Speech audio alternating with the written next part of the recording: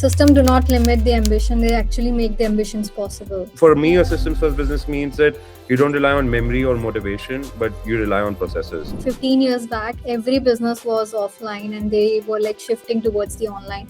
Who shifted, they won, and who didn't, they kind of lost their businesses. AI agents like these days have become smarter than interns. I can be honest about that. AI agents augmenting humans in order to make them more efficient, more productive, and provide a higher quality output. So now we have a system that generates 25,000 leads daily at like 1/10 of the cost for any of these platforms. Start seeing how what you do can be made better with AI. Automation is not here to replace the founders, it's like to empower them.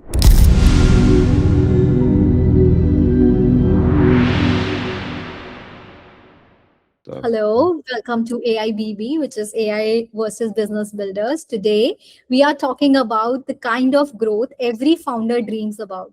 A growth that does not come from more hours or more hustle, but from better systems. Growth that actually comes when automation supports our ambition. So today, we are exploring how AI can help founders build businesses that can run smoothly, scale consistently, and free them from daily chaos. To help us understand this better, we have someone who has built more than 300 workflows for his business and helped founders streamline their operations, marketing, and delivery. I'm so excited to welcome Shivam Chandok, founder of Ladder and Agent Looper, and someone who has very unique perspective on the intersection of creativity, system, and automation. Hi, Shivam. How are you? I'm doing great, Radhika. Thanks for this lovely introduction. I'm happy to be here. Okay, so before we talk about AI automation, I just want to begin with your story. How did you start it, and what is your branding, creativity, business building Right. started? Right. So for context, I did my undergrad in Australia. So I did a degree in commerce and information systems. And that's where my love for systems building, technology, and business as a whole actually started. And I always wanted to be a business owner because I come from a business family. So I kind of had that in the DNA itself. But learning information systems taught me the system side of things. And I graduated right like when COVID hit. So I moved to Melbourne and I was working as a test engineer for a company there. So I worked for a year, and then that like allowed me to see how enterprise systems operate at scale. But pretty early on, I realized something about myself. Like I was very technical, I was good at architecting things, but I wasn't good at hands-on coding, and I wanted that creativity side of me to bloom as well. And around that time, like all the businesses were kind of just moving online during COVID. Like pretty much everyone went overnight online, and Instagram and social media really started exploding as like acquisition channels for companies back then. So that's when I thought maybe this seems like a great idea to enter into, like position to get into and like start a business in. So I came back to India, started Ladder with a really close friend of mine who was excellent at design and marketing. Actually, he had more experience in the creative side than I did. So my role became very clear. I brought a systems thinking mindset. So I deliberately had to learn design, branding, marketing, and content all by myself, like not just creatively, but through the lens of repeatability and consistency. That's really how my creative side opened up, to be honest. And I've made sure that all of my creativity is supported by systems thinking. Great. So I have heard and I have seen also that you have worked across the creative work and most of the design system and the process improvement. So what actually shaped your early understanding of how businesses really operate? Honestly, it wasn't clients first in the beginning. It was a lot of just building and launching my own ideas. In the first couple of years, instead of jumping into consulting for R&D, me and my partner were just experimenting with different ideas. So we launched around 15 to 20 different ideas across luxury products, across PR services, e-commerce, even poker communities, like everything random as like completely different niches, just to actually see how go to market works, how I can build brand perceptions that actually people resonate with. So that was my own practice on copywriting, marketing, sales. And it not all of them like got successful, but all of them taught me a lot about how go to market works and what the bare minimum setup actually looks like to launch a business online, and what needs to be in place and what testing strategies need to be there. Bootstrapping, you that they sharpen your operational instinct, and everything has to convert from the start. So I really had to learn the process in a way where I can stay lean and nimble and ensure that I can get a positive cash flow out of it before we start up scaling things. And yeah, that's where my obsession with like marketing flows, website funnels, automation, and everything came from, on how I can keep the system lean and efficient. And alongside that, just like learning from the greats out there in terms of marketing and design. We've got Russell Brunson, Chris Du, Alex Hormozy, the usual names out there. Just been doing a lot of training from their content and their strategies. And all of that mixed with my internal thinking kind of helped me to be at the intersection of creativity and systems design and automation for that matter. That is so amazing. So you often speak about building a systems before you start a business. So what does that mean? Simple words for a founder who are just hearing this for the first time. Right. So, a system, in simple words, is just a repeatable process of doing something. When founders don't have something systems, everything ends up taking longer. Things crack, like fall through the cracks. Everything feels heavier. And when a systems for me, a systems first business means that you don't rely on memory or motivation, but you rely on processes. So even as a founder, I tell this to anyone who's starting a business: you don't need to be an expert at everything in the business, but you need to have certain sense of exposure to everything in your business, so that when it comes to hiring someone, you are the one who's laid down the SOPs for how that specific task needs to be done. So let's take a website agency for example. If you've done it enough number of times, or you're running ads, I can literally talk about that. If you've done that enough number of times, you know how your client onboarding questionnaire is going to be like. You know the first conversation how that's going to be like. You know what's the first, at the first touch point, what you want to convey to the client and how the engagement model is going to work out. If you did that differently every time for every new client, you will not be able to provide results consistently, like high quality results consistently. That's where like systems thinking comes in, that you have a process for doing something from point A to point B, and you've made it repeatable for yourself, so that once you actually start hiring folks, it then becomes really easy for you to just give someone a doc and tell them, okay, this is how this specific thing is done, and they go about it in that specific way. So like system do not limit the ambition; they actually make the ambitions possible. Oh, absolutely. See, building a business that lasts is very hard. Like, it's hard to take it from 0 to 1 and even harder to scale it. And that's why I always say, like, when it comes to building a business, you would want to, it's like climbing a mountain. So you don't want to climb without the gear. You want to prepare before the ascent. And building those systems is the preparation. They allow you to like survive and like actually grow. And because growth happens like much faster than you expect, especially like when you start hitting clients, like you can go from 0 to 100 very quickly. And without systems, like the business is just gonna, yeah, fall down if like the right infrastructure is not there. And personally, I also think that like in this era, like whatever we are doing right now, like 15 years back, every business was offline and they were like shifting towards the online. Who shifted, they won, and who didn't, they kind of lost their businesses in Exactly. this process.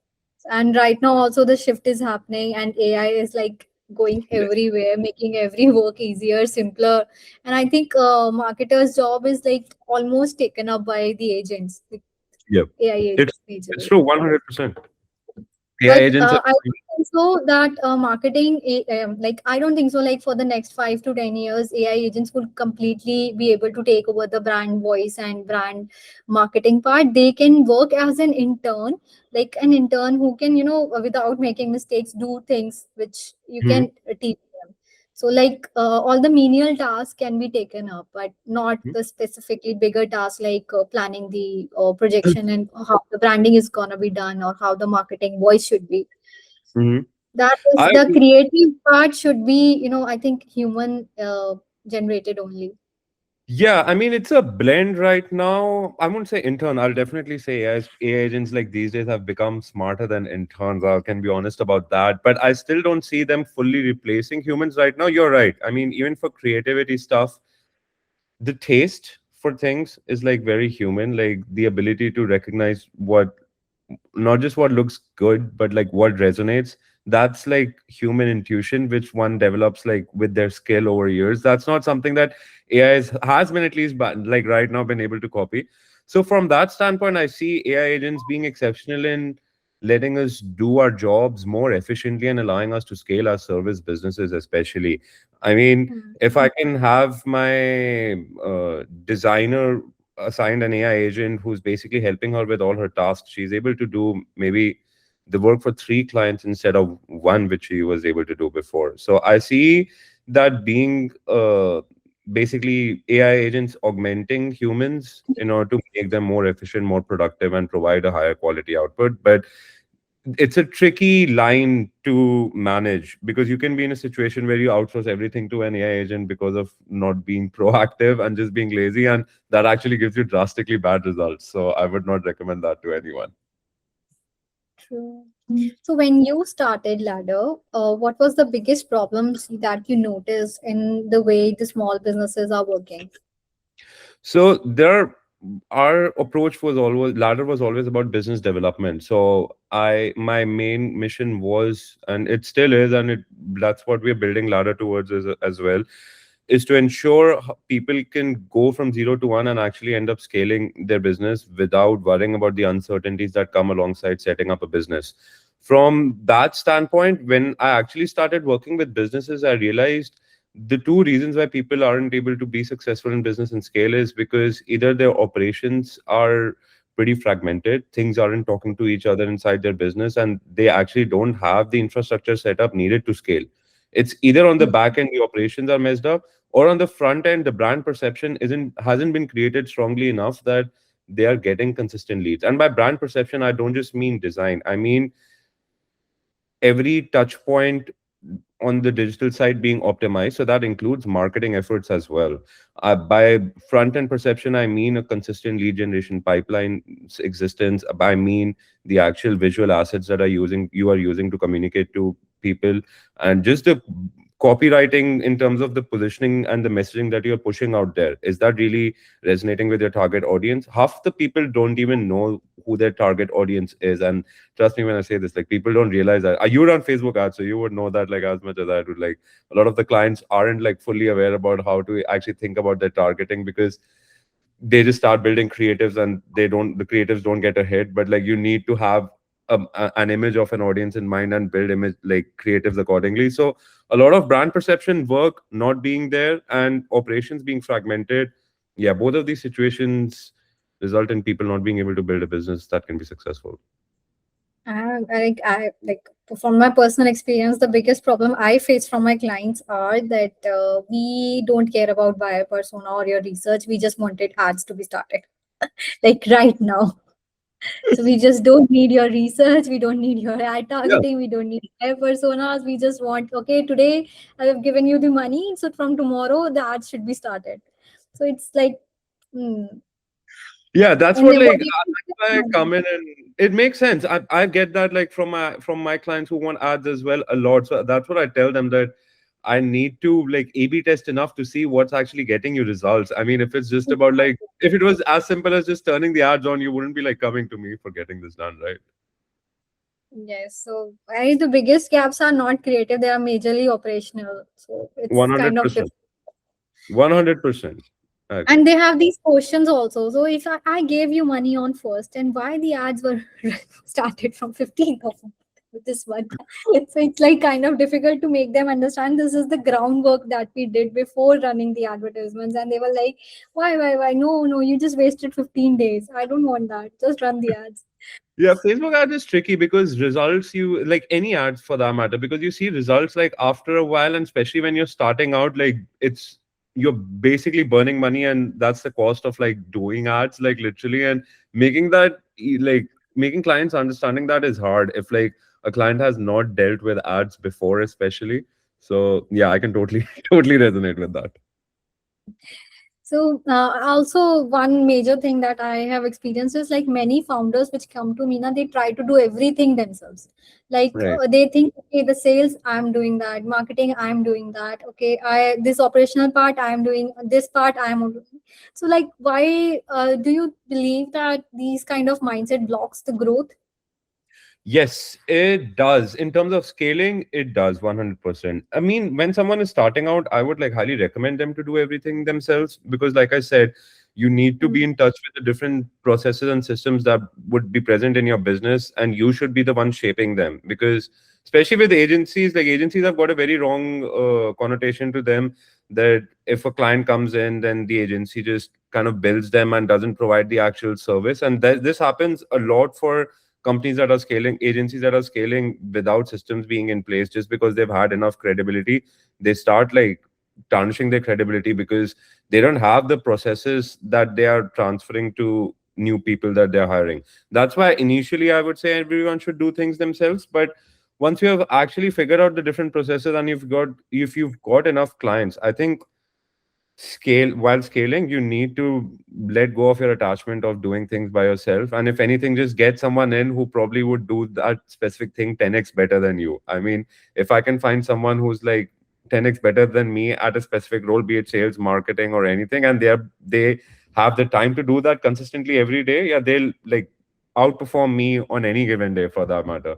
So that's what I like kind of look for as well. Like when it comes to hiring, just me building the SOP and the system that needs to be executed, and then just get an expert in who kind of uses his expertise with my system in order to provide like better results. Yes, that's the ultimate advice that I think that every founder should, who are like doing everything by themselves should understand this. So now our main topic. So if a founder wants to introduce AI into their business and they have never been using the AI before, like XYZ, any kind of a business it can be. So where should they start? Like immediately, like if they want to start it, what would I be the think first step? the first thing they should do is, even before AI, there's a need for people to recognize that at the same time you're working in the business and on the business, and those are two very different things. So in the business would be the daily operations for the client delivery that are happening, and on the business is the actual business development stuff that you're doing. So once you identify the activities that fall in both, then you can look at which are your major pain points right now, and in those pain points, what are the most repeatable processes that can be automated. What is something that you are manually doing the same thing every day, which you can even broadly see an AI can help with, even if you have no knowledge about AI whatsoever. Just look at something that's got like a same repeatable same thing process going again and again. And usually lead generation ends up being the first one that comes in here, because I've seen lead generation automation, especially with AI outbound for SDR roles, it's really picking up a lot these days. And you can set up a cold email campaign and even have AI agents these days that are monitoring Facebook ads and actually giving you feedback on how to improve the ads as well. Like we've got a few automations around that. I could actually show you a few sample on lead generations if you have a minute or two to quickly. Yes, yes, of course. Please. Yeah, right. Let me know once you can see my screen. Yes. So this is a job scraper I built for LinkedIn and Indeed. So the idea for this scraper is, yeah, it's a fairly complicated workflow, but the core essence of, I hope I have notes here. Yeah. So the core essence of what's happening here is we basically enter a specific job type, like it could be Facebook ads expert or an engineer or anything, and the country and the number of jobs you want to scrape for that. So this automation will basically, once I hit enter, it will basically go to LinkedIn. It will look at all the jobs that exist for that specific job title. It will find those jobs, it will scrape all those job descriptions, and it will find the HR folks working in those companies, and it would write an email to them saying, okay, I saw you have an ad for an ads expert or an engineer, and we provide that as a service. Would you be willing to like speak to us, and we get the power of like 10 folks as an agency rather than just one? So that becomes, very hyper personalized, high intent email. So we are basically getting the leads through automation as well, and using the job description to write the opening email as well. So this has got me on average 4.5% open rate on cold email, which is like unheard of, like consistently. So it's been great, like using automation for this sort of stuff where you can look at a process which you I would have ideally done manually, but kind of like just automate the whole bit. We've got another one I could probably show you for Facebook ads itself, actually. Yeah, you'd probably like this one. One click, thousand ad creation. Yeah. So what we're doing here is, oh, this one's empty. I need to see. Yeah, I'm sorry. I've got like a gazillion workflows for myself and my clients. One click ad creation, 10 course, Facebook ad variation. I think this should be it. Yeah. So what this automation does is, I'm actually actively using this for a client, by the way. Happy to show you like in depth offline as well. But what's happening is we've got a client who's running a newsletter business, and we have identified the winning ad creatives for them. So what I've done is I've put all the winning ad creatives in a Google Drive, and I've connected my Slack bot to it. So I just tell it to create new winning ad variations of the winning ad. So it basically takes all the ads from the Google Drive, it goes to OpenAI and it basically generates new ads based on the existing ad, based on the prompting I've done on what are the things that are working well for the ads, what aren't, and then it already has the winning ads as well. So it creates like hundreds of variations, and then I top like cherry pick the best 5 or 10, and then I run those for ads. So essentially, my graphic designer is not involved at all in this. It's only my marketer who does this, who uses the automation as well, and it's consistently beaten my designer month over month for the past 6 months, and we have basically been able to achieve drastically low CACs. And I mean, the client is over the moon, and like I have no cost for designing any of these ads whatsoever. Even the strategy, whatever like feedback I get, I just put that data into the prompting, and it just keeps getting better and better. So this is what I mean by how it, Is it okay if you can zoom it so that people? yeah, absolutely. So we're basically, when the workflow is executed, it just scans the Google Drive. It then the OpenAI first analyzes the existing ad, then it basically sends a message and actually creates a new ad, and it will do this again and again in loop until it's been done for as many variations as I asked for, and then it just puts them in a different Google Drive folder, all the variations, once all the images are generated. So literally, it's literally just that. So yeah, I've got like this is like the main automation. The OpenAI chat model is where which I interact with Slack on. Memory is the Google Drive stuff that contains the existing winning ads, and image spinner is the actual automation for creating the ads again and again. It's been fun. I'm honestly just experimenting with all of that stuff right now myself. I mean, as much as an automation expert I am, there's so much of new stuff that's coming in every day. So I'm just seeing what's shit, what's good, and actually building something that can actually work well out there. So you can just identify stuff that you see a lot of manual work is involved in and start playing around on how you can build automations for that. So that would be my advice. That's nice. That so yeah, like you have built the automation for sales and Facebook ads that you showed. So is it for Mhm. CRM, onboarding, content, customer Yes. experience? So Everything has automations around that. Yes. yeah, which area do you see the fastest improvement when automation is introduced? Lead generation 100%, and document creation of any means completely. Especially Claude these days, with the new update that Claude has had, you can it's in one shot, it's generating documents that are well branded for my company, and I'm sending those to clients directly, and they're extremely happy with the work that's happening. So any sort of documentation to share externally or internally, be it for any use case, you can literally have Claude skills being trained these days that actually do everything for you, for that matter. And lead generation side is because when it comes to showing results to clients specifically, or even for your own business, KPI with lead generation is easy to monitor, right? So you can see, okay, if my open rate was X before, now it's Y, or if my CAC was X before, now it's Y. I mean, you can see like, okay, this is actually bringing me results. That's why I say lead generation automation is happening a lot. But in terms of like the mundane tasks where like you can just make sure you're not wasting time, these Claude is helping exceptionally well in building documents that remove any blockers for quick documentation and stuff around that. And CRM, of course, but CRM comes in for businesses who don't have a lead problem, who have like a fragmented systems problem. And CRM you can do a lot with. We have got clients for whom we are basically populating everything on the CRM through automation. That's like the core idea we are going for. But that only comes in once like a lot of other aspects are like working well, because CRM like ties everything else together. So So, do you have any real example of any business that implemented automation and achieved the results that surprised even you? yes, I actually do have one. This Facebook ads one was definitely one of those. I wasn't expecting it to end up performing as well as it did. In lead gen, we have another automation that we built for this cold email agency. So what we did was, um, Apollo, Clay, and Zoom Info were very expensive for the client to use because they were bearing the costs of actually doing the lead generation for their own clients in cold email.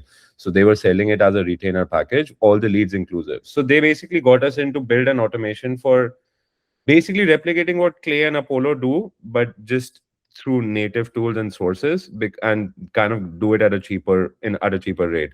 And we realize in the market the lead generation stuff is very funky right now. I mean, Apollo provides very outdated leads. Zoom Info is good, but it's very expensive.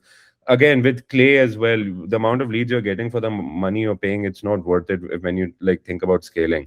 So that's why we came in and we basically replicated what Clay does just by doing it all ourselves. So we looked at different sources from where we should be getting the information for a lead, for a company, and how we pass information from one point to another. So now we have a system that generates 25,000 leads daily at like 1/10 of the cost for any of these platforms. And email deliverability has been over 98%, like on average.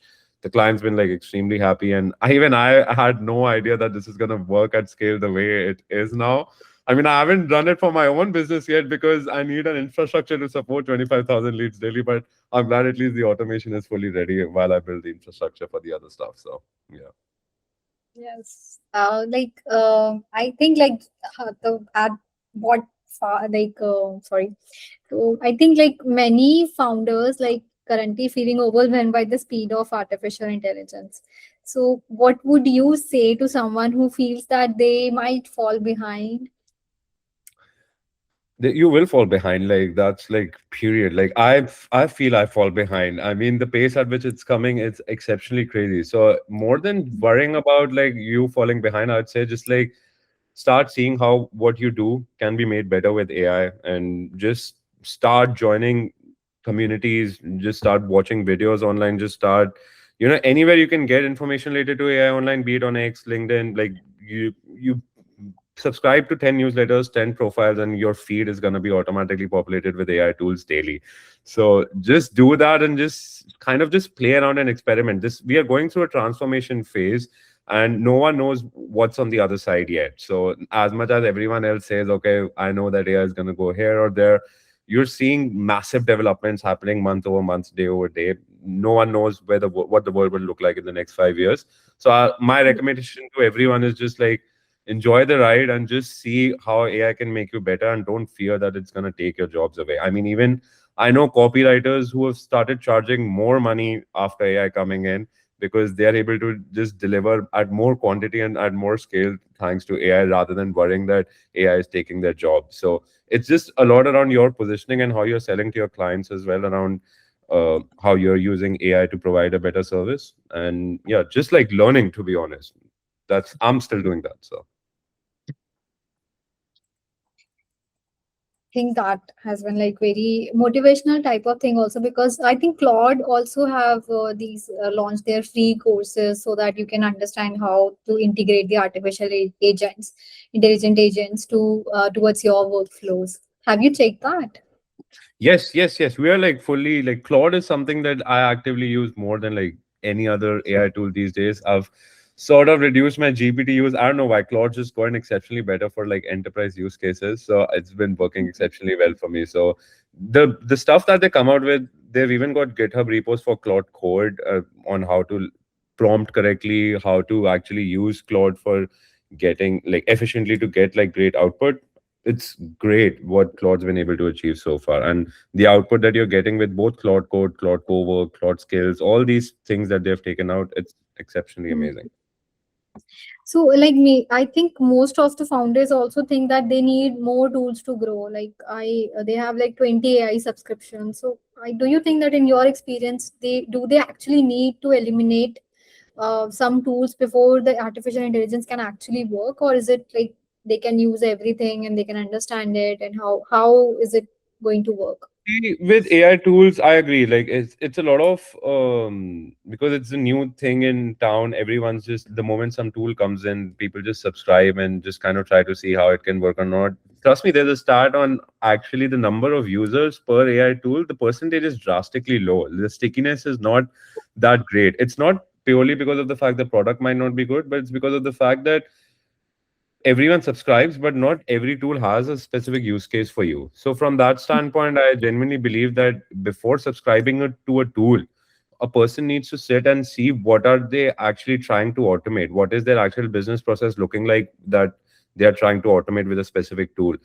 Because how it works right now is someone sees a tool online on Instagram or LinkedIn, and then they instantly sign up and they're like, okay, I'll just probably plug it here or plug it there. But it doesn't work like that. You need to have a mission in your head on, okay, this is the specific thing I'm going to automate right now. This is the workflow. So I need these kind of tools to do that. And you start your research on tools from there. I don't think you Mhm. need more than 2 to 3 tools for 80% of the automations that are out there. I'm even this 25K leads one that I have, it's essentially connecting not more than 4 or 5 tools in the entire workflow. I mean, there's a lot of code involved in making sure that data parses correctly, but in terms of the actual tools and softwares that we're using, it's not that much. So I genuinely think people need to identify their workflows first and then go about searching for tools rather than it being the other way around, that you just randomly discover a tool and think on how you can just patch it up in your business somewhere. It does not work. So if you can choose only one tool and which can create disproportionate impact on your business, so which tool would you choose and why? AI tool? AI tool, yes. Claude 100%. If I have everything else that goes away, and if I've just got a Claude, that $20 subscription as well for that matter, it's working as a personal assistant for me these days, especially with Claude Code as well. The amount of stuff I've been able to do, especially with these new updates that come out, 3 weeks ago, Sonnet 4.6 and Opus 4.6. Yeah, people are not realizing how powerful it is. I mean, it's able to, like I said, build documentations. It's able to actually act as an expert consultant. And I'm for a lot of businesses, I'm doing their go to market stuff, and I'm using Claude for that. And the documents is generating, man, my clients are, like I said, literally over the moon. Like, they couldn't be happier with the quality of work that's coming out. And it's not even taking me over 2 hours to build that stuff. So even with research stuff, I literally had an ad for hiring a research analyst, and I gave Mhm. all of them, those guys, a test on, basically a mock test on kind of showing me their results, how good they are. And everyone was giving me the same generic freaking research papers, and I gave the same test to Claude, and I literally removed the job post the very next day because the output that I got from Claude was like drastically better than all the other candidates out there. So it's amazing. That's why I said it's not at an intern level, it's actually at a senior consultant level now, provided you know how to use it right. Correct. So like automation is like becoming the engine that will turn their mission into the scalable growth right now. Oh yeah, absolutely, absolutely. Even with Claude Code is helping us build automations. Like, I used to build N8N workflows manually. Now I just tell Claude Code to build the file, and it actually builds it in one shot for me. So So if you had to give three rules for building a scalable business in this age, AI age, what would they be? Like, I would say, first, identify the processes in your business that you can turn, repeatable processes in your business that you can turn into systems. mhm. B, once you have converted them into systems, look at what AI tools can make those systems more efficient and how you can use different tools for different purposes. And a lot of this would be experimentation as well. You won't know it from day one. And third, just make sure that you have a consistent lead pipeline. That holds true regardless of AI or not. For any business to be successful, making sure that that's there. Everything else is flowing from there. Once leads are coming in, then you can work on your business because you're having money. You have work to do in the business because you have more stuff to do on ops. Sorting that out and using AI to do that, yeah, doing these three things, and you'll always be great. 10 years from now, do you see founders leading AI or do you see the AI becoming an equal partner in business decision makings? I see AI becoming an equal partner in business decisions, especially with AI agents these days. I mean, agents are already very autonomous right now. We've got stuff like Moltbook where agents are interacting with each other, and no human is involved there. So I can already see the world transitioning into using autonomous AI agents to help you with decision making. That's what I see happening even long term. I wouldn't be surprised if there's an AI CEO for a company in 10 years down the line, where that's actually leading the company as well. So That is exciting. So I think this whole conversation makes one thing very clear, that automation is not here to replace the founders, it's like to empower them. And it is here to remove the weight of repetitive work so that ambition can become the strategy and strategy can become a scale, right? 100%. That you've like I couldn't have summed it up better. Great. So, Shivam, thank you so much for sharing your journey and your insights. And to everyone listening, the future belongs to the founder who learned to think clearly, build systematically, and evolve with intelligence right now. So Yes. it was Thank you so much, very, Megha. very, eye-opening podcast to have with you, and it I really enjoyed overall the business. Yeah, I'm glad. Like it was great. It was fun, and it was like lovely catching up with you as well. And if anyone wants to reach out to me who's looking at this, you can shoot me a text on LinkedIn whenever. And yeah, I'm always very active on there. So happy to respond or help you with any questions or queries.